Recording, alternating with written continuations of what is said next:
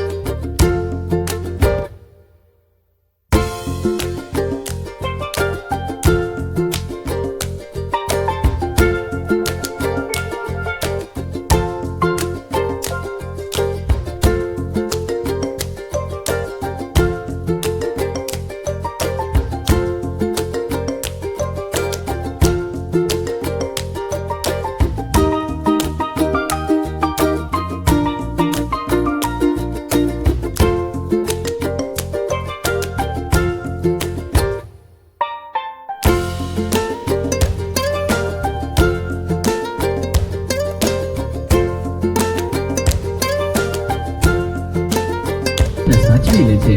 હે દ્વારકાવાળા, રસ્તા પર તે એક જ રટણ કરતા રહ્યા.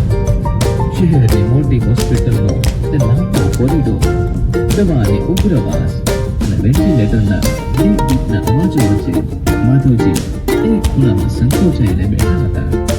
તેમના ખિસ્સામાં માંડ 500 રૂપિયા હતા અને સામે લાખોનો ખર્ચ મોં પાડીને ઉભો હતો. થોડી વાર રહીને ડોક્ટર મહેતા બહાર આવ્યા. તેમનો ચહેરો ગંભીર હતો. આ જોઈને માધવજી ધ્રુજતા પગે ઉભા થયા અને ડોક્ટર સાહેબને પૂછવા લાગ્યા, સાહેબ, મારો કામડો શું થયું છે એને? ડોક્ટરે ચશ્મા ઉતાર્યા અને માધવજીના ખભે હાથ મૂક્યો.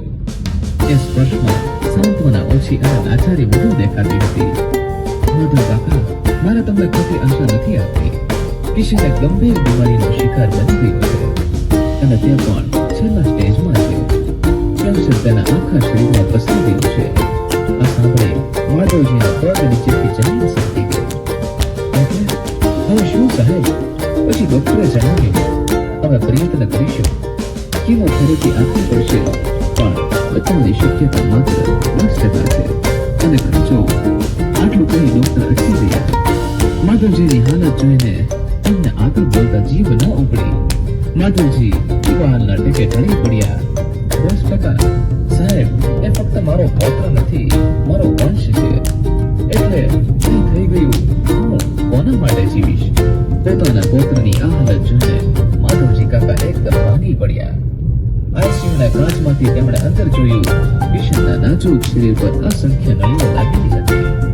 મોઢા પર ઓક્સિજન માસ્ક હતો. જે બાળક કાલ સુધી આંગણામાં કૂદકા મારતો હતો તે આજે મશીનોના ભરોસે શ્વાસ લઈ રહ્યો હતો. માધવજી હોસ્પિટલના કમ્પાઉન્ડમાં આવેલા લીમડાના ઝાડ નીચે ગયા. આકાશ તરફ જોયું અને તેમણે ખિસ્સામાંથી એક પાકીટ કાઢ્યું. તેમાં એક નાનકડો પ્લાસ્ટિક લેમિનેશન કરેલો ફોટો હતો. એ ફોટો હતો દ્વારકાધીશનો. વર્ષો જૂનો એ ફોટો અને ફસાઈ ગયેલ એ ફોટા સામે જોઈને તેઓ રડતા રડતા બબડ્યા.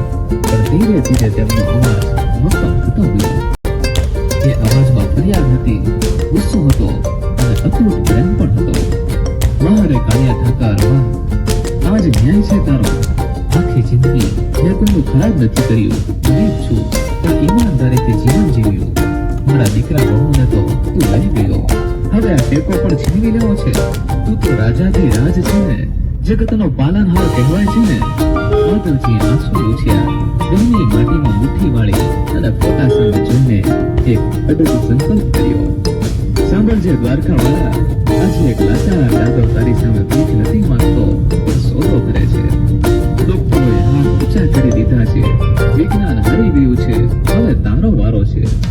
જો ખરેખર તારા પ્રત્યે મારી ભક્તિ સાચી હોય તો મારા કાનુડાને ગમે તેમ કરીને સાજો કરી દે મારા નાથ. તેમનો અવાજ ધ્રુજ્યો, પણ એના શબ્દો આગ જેવા હતા. જે દિવસે ડોક્ટર કહેશે કે મારો પેશન્ટ કેન્સર મુક્ત થયો છે, તે દિવસથી હું સંકલ્પ લઉં છું, હું મારા આ વૃદ્ધ અને ધ્રુજતા હાથે તારા માટે દુનિયાની સૌથી સુંદર 52 ગજની રેશમી ધજા સીવીશ. એક એક ટાપો મારા પરસેવાનો હશે અને માત્ર સીવીશ નહીં, મારું ગામ અહીંથી 300 કિલોમીટર દૂર છે. ત્યાંથી પગપાળા ઉગાડા પગે ચાલીને તારા દરબારમાં આવીશ અને તારા શિખર પર એ ધજા ચડાવીશ. માધવજી ઉભા થયા. હવે તેમના ચહેરા પર લાચારી ન હતી, પણ એક યોદ્ધાનો વિશ્વાસ હતો. તેમણે આઈસીયુ તરફ ડગલા માંડ્યા. લડાઈ શરૂ થઈ ચૂકી હતી. એક બાજુ મોત હતું અને બીજી બાજુ એક દાદા